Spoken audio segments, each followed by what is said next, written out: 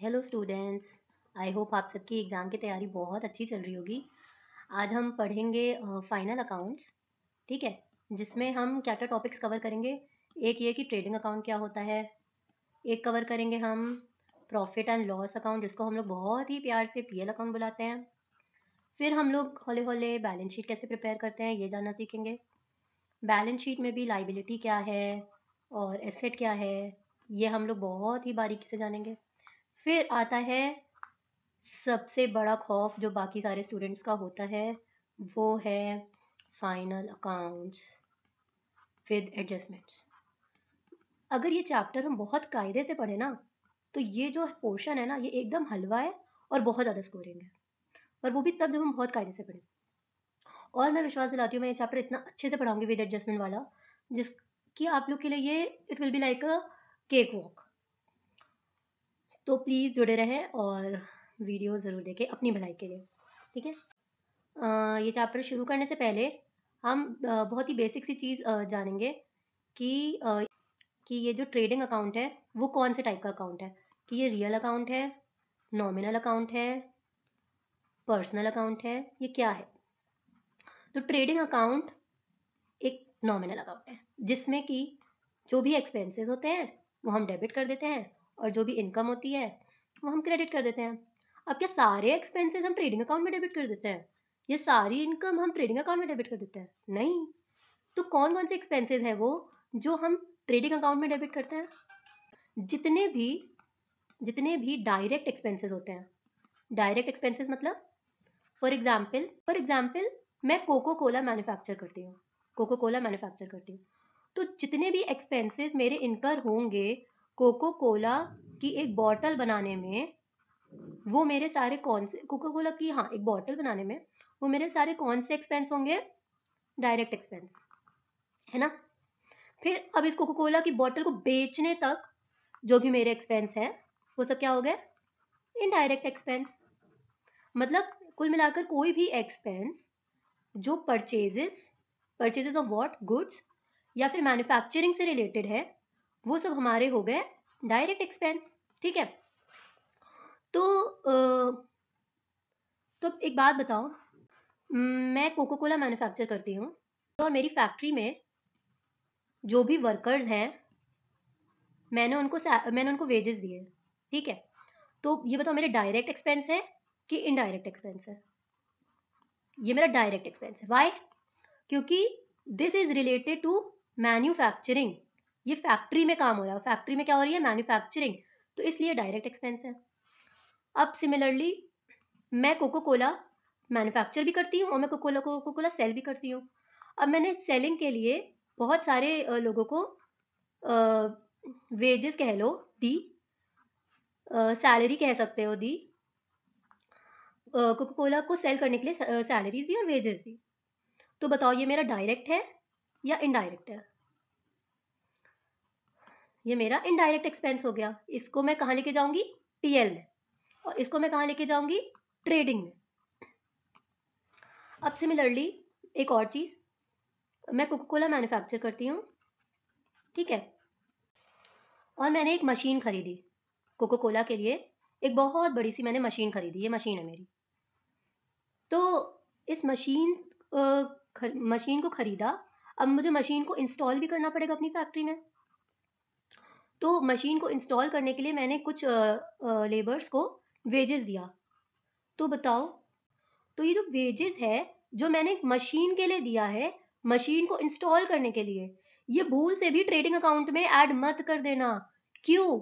क्योंकि मशीन को इंस्टॉल करने तक का जितना भी खर्चा होता है वो हमारा मशीन की कॉस्ट में ऐड हो जाता है, मशीन की कॉस्ट में ऐड हो जाता है। तो यहाँ वेजेस मशीन की ही कॉस्ट में ऐड हो जाएंगे। समझ आ रही है बात? अब एक चीज और, अगर क्वेश्चन में दिया है wages and salaries trial balance में, तो ये हम कहाँ लेके जाएंगे? ट्रेडिंग अकाउंट में। और अगर क्वेश्चन में दिया है सैलरीज एंड वेजेस, तो ये हम कहाँ लेके जाएंगे? पीएल अकाउंट में। बात समझ आ रही है? मान लो मेरा पेन्स का बिजनेस है, मान लो मेरा पेन्स का बिजनेस है, रिटेल शॉप है मेरी पेन्स की। ठीक है, रिटेल शॉप।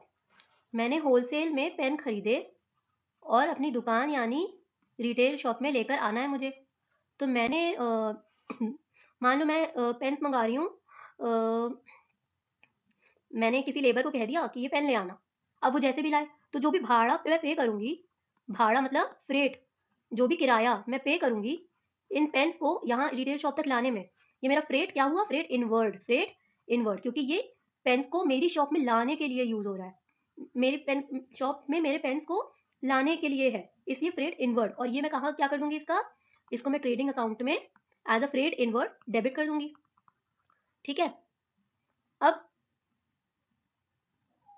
अब जैसे अगर मेरी कोको कोला की फैक्ट्री है, ठीक है, अब मैं मशीन्स यूज़ कर रही हूँ, तो मशीन्स को मशीन चलने के लिए इलेक्ट्रिसिटी चाहिए। ठीक है, तो इलेक्ट्रिसिटी एक्सपेंसेस मेरे होंगे, और क्योंकि ये इलेक्ट्रिसिटी मैन्युफैक्चरिंग के लिए यूज़ हो रही है, तो ये मेरा क्या हो गया? Manufacturing expense. ये भी हम ट्रेडिंग अकाउंट में लेके जाएंगे। मैन्युफैक्चरिंग एक्सपेंस और क्या क्या हो सकते हैं? कोल, गैस, फ्यूल, लाइटनिंग एक्सपेंस, और फैक्ट्री रेंट। मान लो मेरी जो फैक्ट्री है वो मैंने किसी से किराए पे ली हुई है उसकी लैंड को, तो मेरा फैक्ट्री रेंट जाएगा। ये सब मेरा कहाँ जाएगा? ये सब मेरा ट्रेडिंग अकाउंट में जाएगा। ठीक है, सिमिलरली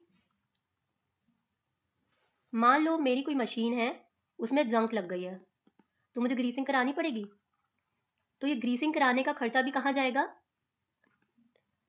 इसको हम लिखेंगे स्टोर्स कंज्यूम्ड, इसको हम लिखेंगे stores consumed in trading account. मतलब वो सारे खर्चे जो मशीन को एक परफेक्ट वर्किंग कंडीशंस में रखते हैं, उन सारे खर्चों को हम as stores consumed trading account में डेबिट कर देते हैं। ठीक है, और वैसे ही हमारे बहुत डिटेल में नहीं जाएंगे, वैसे ही हमारे डॉक चार्जेस होते हैं, ये भी हम ट्रेडिंग अकाउंट में डेबिट कर देते हैं। सिमिलरली रॉयल्टी होती है। अब रॉयल्टी के भी दो केसेस हैं। ठीक है, case one,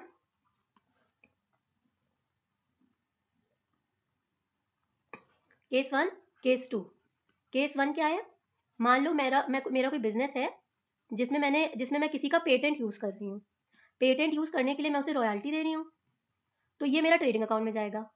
but case to क्या बोलता है? अगर क्वेश्चन में मेंशन है, इफ क्वेश्चन सेज कि royalty is based on sales, क्योंकि ये फिर सेल्स पे बेस्ड ऑन लिखा है, तो ये कहाँ जाएगा? हमारा पीएल अकाउंट यानी प्रॉफिट एंड लॉस अकाउंट में जाएगा। ठीक है, तो अगर हम समराइज करें, अगर हम ट्रेडिंग अकाउंट को समराइज करें, तो हमारे कौन कौन से खर्चे हुए? कैसे लिखेंगे हम? ये सब इन रुपये होगा, और यहाँ पे जरूर मेंशन कर देना फॉर द ईयर एंडेड, मेरे यहाँ पे जगह नहीं है, ट्रेडिंग अकाउंट के नीचे लिखना फॉर द ईयर एंडेड 31 मार्च, जो भी ईयर चल रहा हो, फॉर एग्जाम्पल 2024। ठीक है, यहाँ लिख दिया पर्टिकुलर्स, यहाँ लिख दिया अमाउंट, पर्टिकुलर्स, फिर से अमाउंट।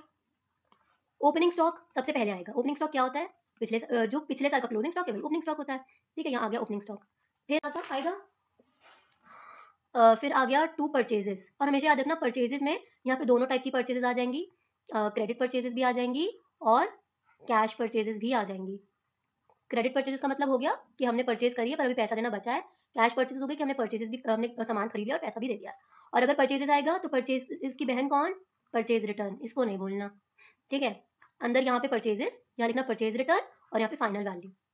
अगर परचेजेस है तो वैसे ही सेल्स बाय सेल्स, सेल्स की बहन कौन? सेल्स रिटर्न, यहाँ अमाउंट ऐसे ऐसे, और फिर यहाँ फाइनल फिगर। फिर उसके बाद यहाँ आ जाएगा टू वेजेस।